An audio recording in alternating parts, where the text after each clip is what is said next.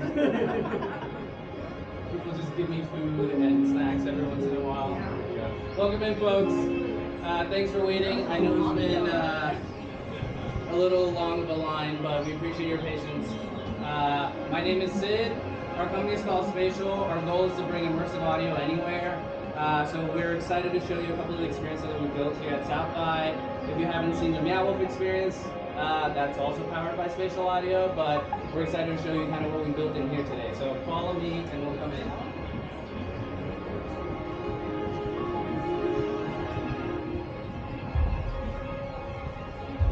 From one box to another box.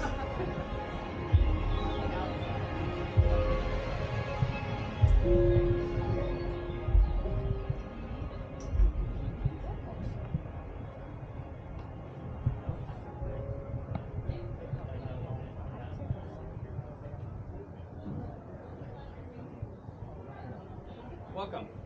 So we're in a very plain space, obviously. That's on purpose. We intentionally made the space very generic. We want you to think about the places that you spend time in, the spaces that you spend most of your energy, where you work, live, play, and think about your workspace. Think about your meditation space or your house. And what we want to talk about today is the impact that audio can have on those spaces. So to start you right off the bat, we're in a spatial experience. We call our experiences scenes. So I'll shut up for a second and let you listen.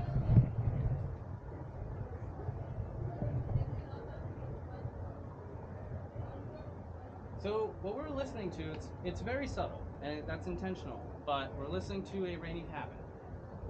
And you'll hear the sounds of rain hitting the side of the walls. You'll hear the sounds of rain on an open window behind you, maybe a closed windowsill in front of you. And more importantly, there's the sound of pitter-patter above us on the roof.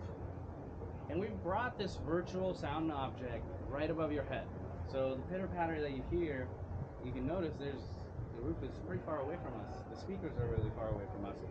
But we brought that in. And it's to illustrate some of the impact that audio can have on us, because it makes the room feel slightly more cozy, a little bit more comfortable. You feel a little bit of warmth in there. And we're able to change the size and shape of a room, and ultimately what that does is it makes you feel a certain way. It may change your behavior in there, and ultimately defines the experience that you're having in that space. So to illustrate that, if I take that out, what you're hearing now is the sound of this space, right? So the walls become that much more apparent. My voice sounds different. Some of the other stuff that's happening in the rest of the space becomes that much more apparent and is brought to the forefront. And that's the type of stuff that has a very subtle impact on how you feel in this space, and you don't even think about it. And a lot of that has to do with audio. So, you know, now we're hearing the people, and you think this is kind of a negative space. So we'll bring back the rainy cabin. And it's a very, very subtle difference. But how about we just peel the walls away completely?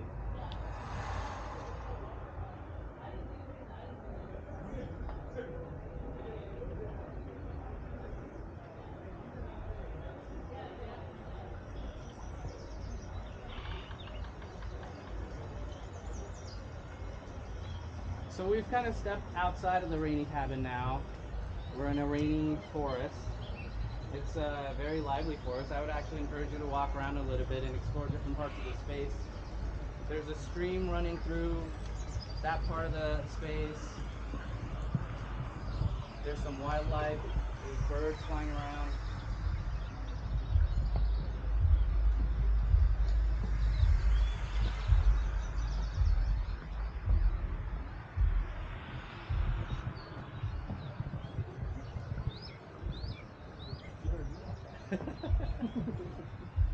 So how we're able to do that is Spatial is building a real-time rendering engine.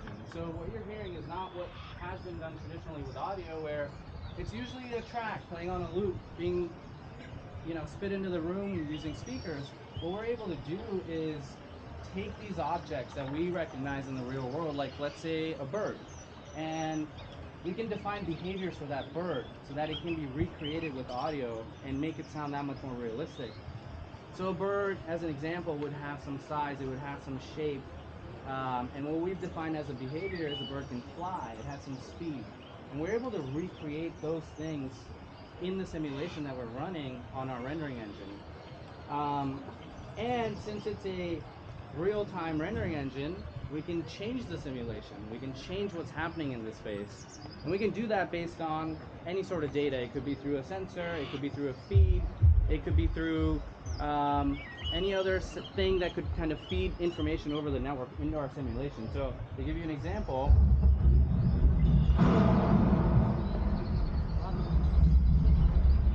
we can change the weather for the simulation that you're in.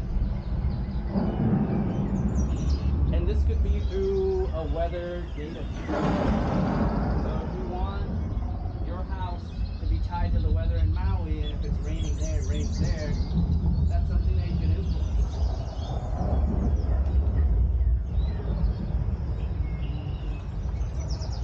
And if we have inputs, you can imagine that anything happening in the simulation can also impact the space that you're in. So that could be lighting, that could be your HVAC, that could be your displays, that could even be projections, and we can completely transform the space that you're in.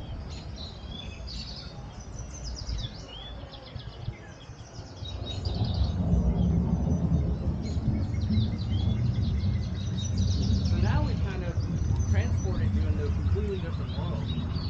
What's come to the forefront is the space that we're in, which is a much more calming and lively experience in nature. We don't really hear the people around us anymore, and I'm not paying them to be quiet when this is going, I promise. But now if you think about this, if we can do this, if we can transform spaces, why haven't we done this everywhere?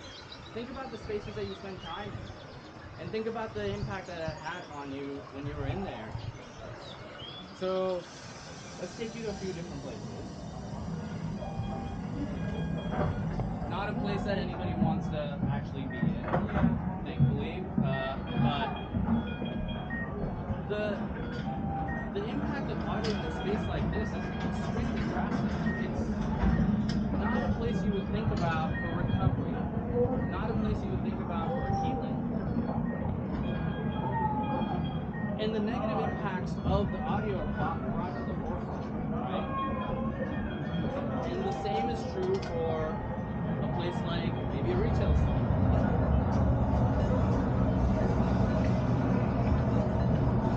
Generally sounds like the business of doing business. And most retail stores have tried to mask this with loud music, but it really needs to be rethought through in terms of how we deliver an experience in a place. That's something that we need to think through of how brick and mortar has changed. We're trying to create an experience where people want to spend time. And this is a very over-exaggerated office space, I realize that. But if you think through how has this changed in the last 2 years, people are spending more time at home, working from home, but the workplace has become a hybrid workplace where generally sounds like there's people working, and that's fine. But how do we think about changing these spaces into spaces where you can be more collaborative, be more creative, spend more time with your team to actually solve problems in a physical space together? So think of all those 3 places that we've just been in, and what if we could transform those places into something completely different? A place where you might actually want to spend time. So now imagine yourself sitting in your office chair, but what you're actually experiencing is a much more calming, soothing experience where you can think differently.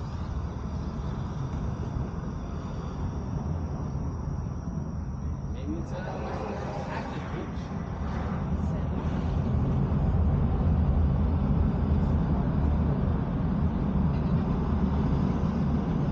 Maybe you want the wave to crash over.